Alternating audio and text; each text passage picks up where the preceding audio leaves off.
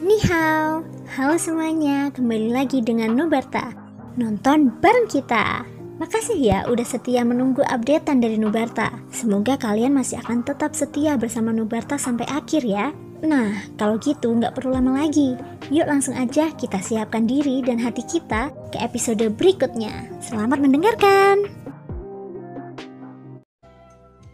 Di episode sebelumnya, Cheyenne membawa Ye Beijing ke sebuah restoran dan memintanya untuk menceritakan apa yang dia ketahui tentang organisasi pengendali kehidupan.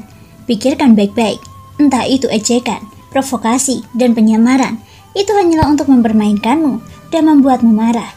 Asalkan kamu mengabaikannya, maka masalah itu akan mudah diselesaikan. Ye Beijing berkata dengan percaya diri. Pada saat ini, dia sepertinya merasa bahwa IQ-nya bahkan melampaui sang ratu. Ekspresi Cheyenne sedikit tidak berdaya saat mendengar ini. Jawaban Ye Beijing sama sekali bukan solusi. Bagaimana dia hanya bisa mengabaikannya dan berpura-pura tidak tahu setelah digoda oleh sang Messi. Mengenai topik divisi pengendali kehidupan, kemungkinan besar Cheyenne tidak bisa mendapatkan informasi yang lebih akurat dan berguna dari Ye Beijing. Tentu saja, alasan mengapa dia berinisiatif untuk membahas topik ini dengan Ye Beijing adalah karena dia memiliki perhitungannya sendiri. Pertama-tama, dia harus menghilangkan kecurigaan Ye Beijing terhadapnya. Karena Cheyenne tidak tahu apa yang terjadi sekarang. Mungkin dia tertipu oleh topeng pusaran, dan hasilnya adalah dia telah memasuki pertemuan milik divisi pengendali kehidupan. Bahkan jika dia bukan Zhang Meishi yang sebenarnya, siapa yang akan percaya bahwa itu hanyalah identitas palsu?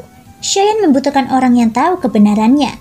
Jadi memenangkan hati Ye Beijing adalah pilihan yang baik. Sekarang, identitas Cheyenne di alam dewa kekacauan agak istimewa. Dia adalah Jiu dan Jiugen. Hal yang sama adalah angka 9 selalu digunakan dalam pertemuan tersebut. Cheyenne berpikir bahwa angka yang tampaknya kebetulan ini bukanlah kebetulan. Lagi pula, sejak di alam dewa api, para leluhur telah menyebutkan bahwa dia merupakan generasi ke-9 yang tertinggi dan akan menjadi yang mulia. Tampaknya angka 9 berkaitan erat dengan seluruh kehidupan Cheyenne. Jadi ini jelas bukan suatu kebetulan. Cheyenne tidak dapat melihat alasannya. Tetapi itu pasti terkait dengan keberuntungannya dan sebab akibat. Wah, itu memang ide bagus. Terima kasih, ucap Cheyenne kepada Ye Beijing. Meskipun dia tidak setuju dalam hatinya dengan usul Ye Beijing, Cheyenne masih menghargai sikapnya yang jujur dan terus terang. Ye Beijing di depannya tidak terlalu pintar. Dia hanya mengatakan apa yang diketahuinya dan dia yakini. Namun, di balik kepolosannya ini, Cheyenne tidak berani memperlakukannya sebagai wanita biasa. Bagaimanapun, dia juga menjadi iblis tua yang sudah ada di zaman Zuzang. Fakta bisa bertahan sampai sekarang dan memiliki kekuatan yang begitu kuat. Jelas sekali bahwa itu bukanlah kebetulan. Karakter Ye Beijing banyak berubah. Seolah-olah dia memiliki banyak kepribadian yang didominasi oleh keinginan. Saat menghadapi musuh, dia tidak memiliki belas kasihan dan bertarung dengan sengit. Tidak peduli apakah Suqian Taiyi sengaja lemah dan menghindari pertempuran. Saat pertempuran dimulai, Cheyenne merasa bahwa Ye Beijing memiliki peluang lebih baik untuk menang. Tidakkah menurutmu apa yang kukatakan itu benar? Faktanya, bukan hanya ratu yang pintar. Ye Beijing mendengus dingin dan merasa sangat bangga. Selain divisi pengendali kehidupan, sebenarnya aku masih punya pertanyaan lain. Cheyenne tidak ingin membahas divisi pengendali kehidupan lagi.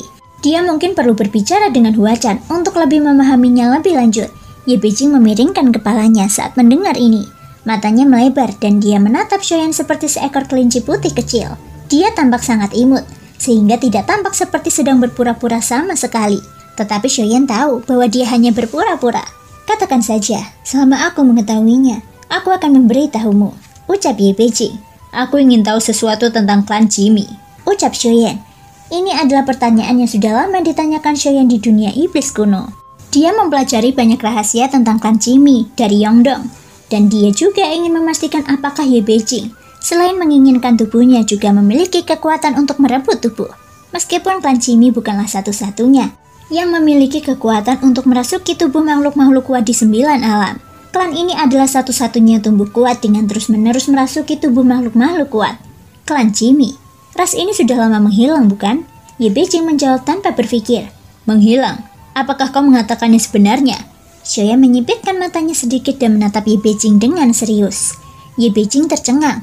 Dia tampaknya tidak menyangka Cheyenne akan menanyakan pertanyaan ini. Penolakannya langsung menunjukkan bahwa klan Jimmy adalah rahasia di dunia iblis kuno.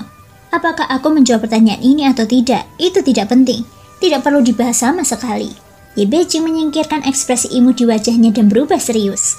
Xiaoyan mengambil kendi anggur dan mengisi gelas Ye Beijing lagi. Melihat ekspresi Ye Beijing, dia tahu bahwa tidak mungkin klan Qimi menghilang begitu saja. Sebenarnya, kita bisa menjadi teman baik, kata Xiaoyan sambil tersenyum. Teman baik? Bukankah kita sudah menjadi teman baik? Ye Beijing bertanya dengan ragu. Seorang teman, tapi bukan teman yang baik, ucap Xiaoyan.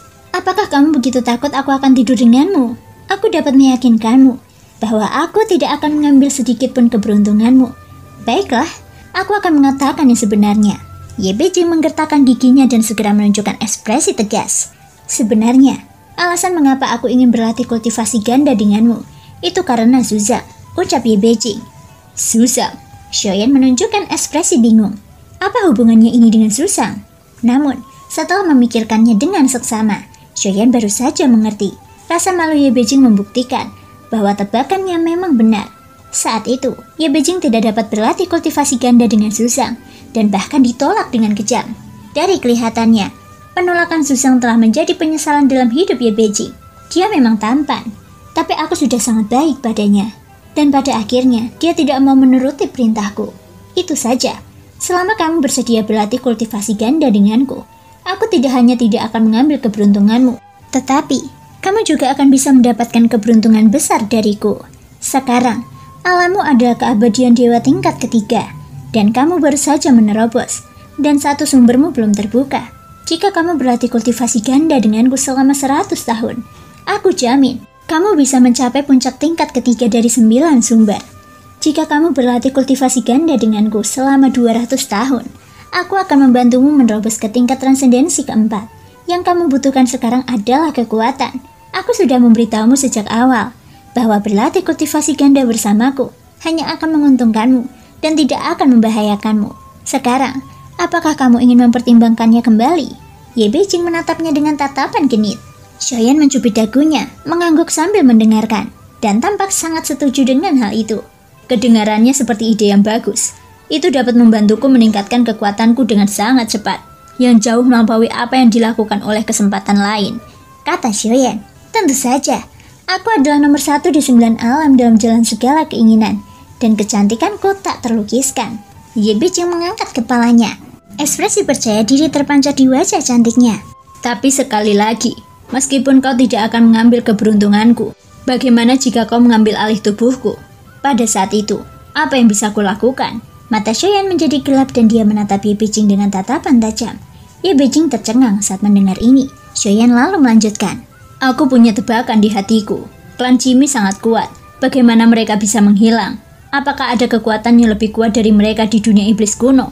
Aku sudah menyelidikinya, dan jawabannya konsisten, yaitu klan Qimi telah menghilang. Tentu saja, ada kemungkinan mereka telah menghilang. Tapi, ada kemungkinan kedua, klan Qimi tidak menghilang, melainkan menggunakan kekuatan merebut tubuh mereka untuk merasuki semua klan dan orang kuat di seluruh dunia iblis kuno. Hingga 80% dari seluruh dunia iblis kuno telah dirasuki. Jika demikian, itu juga dapat mencapai penyatuan kaliber. Saat Xiaoyan mengucapkan kata-kata ini, dia tampak tenang dan kalem. Meskipun dia mengatakannya dengan nada yang sangat serius, ekspresi Ye Beijing membeku pada saat ini. Jika spekulasi di atas benar, klan Qimi seharusnya memiliki seorang raja.